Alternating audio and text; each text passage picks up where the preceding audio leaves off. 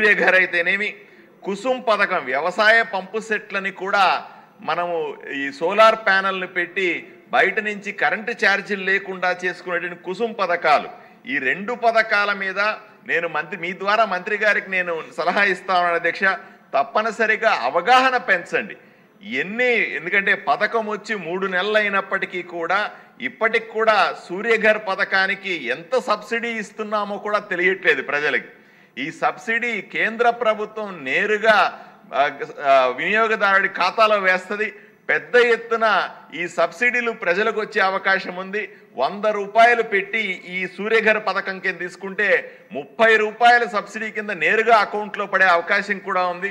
దీనికి సరైన అవగాహన కల్పిస్తే ప్రతి ఇంటి మీద కూడా విద్యుత్ తయారవుతుంది. దాని ద్వారా విద్యుత్ భారం ప్రజలకు తగ్గుతుందనే విషయాన్ని మనకందరికీ తెలుసు. కానీ ప్రజల్లో మరింతగా దీని పట్ల అవగాహన పెంచాలి. కుప్పంలో ప్రభుత్వ కార్యాలయాలన్నింటినీ కూడా విద్యుత్ కేంద్రాలుగా మార్చాలనేటువంటి పైలట్ ప్రాజెక్ట్ చేస్తూ ఉన్నారు. అది సక్సెస్ అయితే రాష్ట్రంలో అన్ని ప్రభుత్వ కార్యాలయాలని ఇలా చేస్తామనే ప్రతిపాదన కూడా చాలా గొప్ప ప్రతిపాదన అధ్యక్ష. ఇదే సందర్భంలో మా ఆదోని గురించి ఒక నిమిషం చెప్పాలి అధ్యక్ష. ఆదోనిలో నిరంతరం 5 సంవత్సరాల కరెంటు పోయేది అధ్యక్ష. ఏమడిగితే ట్రాన్స్ఫార్మరు ఏదైతే సప్లై మాకు కర్నూలు నుంచి రావాల్సినటువంటి ట్రాన్స్ఫార్మర్ సమస్యలు వచ్చి 220 kV ట్రాన్స్ఫార్మర్ లేకపోవడం వల్ల ఎప్పుడు పడితే అప్పుడు కరెంటు పోయేది. మన ప్రభుత్వం వచ్చిన తర్వాత 220 kV ట్రాన్స్ఫార్మర్ని బనవాసిలో ఏర్పాటు చేస్తూ ఉండడము నేను నిజంగా స్వాగతిస్తా ఉన్నాను. కానీ దాని పనులు తొందరగా పూర్తయ్యేలాగా చూడాల్సిందిగా మంత్రి గారిని విన్నవించుకుంటున్నాను. అదే సందర్భంలో ఎమ్మెల్యేగా మనకు ఎవరైనా కరెంటు లైన్లు అడిగితే మాకు ఎస్టిమేట్స్ ఇవ్వాలంటారు అధ్యక్ష. ఇది చాలా దారుణం. మెటీరియల్ కావాలంటారు, కొనుక్కోవాలంటారు. ఇది ప్రజలు చాలా ఇబ్బంది పడరు. నా నియోజకవర్గంతో పాటుగా అన్ని నియోజకవర్గాల్లో ఈ సమస్య ఉంది అధ్యక్ష. దీన్ని వెంటనే తీర్చాలి. అదే సందర్భంలో అత్యంత వెనుకబడిన జిల్లా అయినటువంటి కర్నూలు జిల్లాలో ప్రత్యేకమైన సబ్సిడీలు ఏర్పాటు చేయాల్సిందిగా మీ ద్వారా మంత్రి గారిని కోరుకుంటూ సెలవు తీసుకుంటాను. నమస్కారం అధ్యక్ష.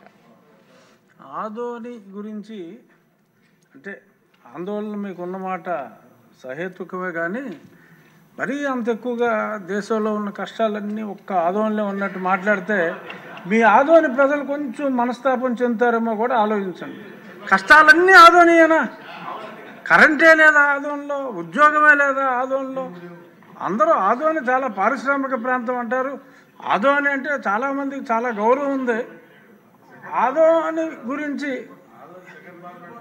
ఆదోని ప్రజలు ఆందోళన చెందకుండా చూడండి. ఏంటి మనకింత కష్టం ఉందా అని వాళ్ళు ఫీల్ అవ్వకుండా.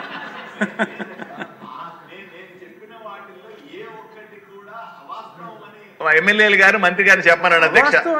నిజాన అత్యంత భయానకమైన పరిస్థితులు ఆదోనిలో ఉన్నాయి అధ్యక్ష.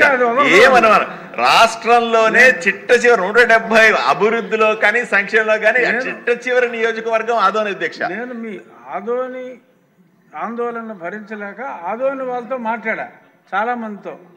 వాళ్ళు చాలా బాగా చెప్పారు. ఎనీహౌ మీ ఆందోళన అర్థమైంది కాబట్టి ఆదోని కూడా ఇక్కడితో ఆపేద్దాం.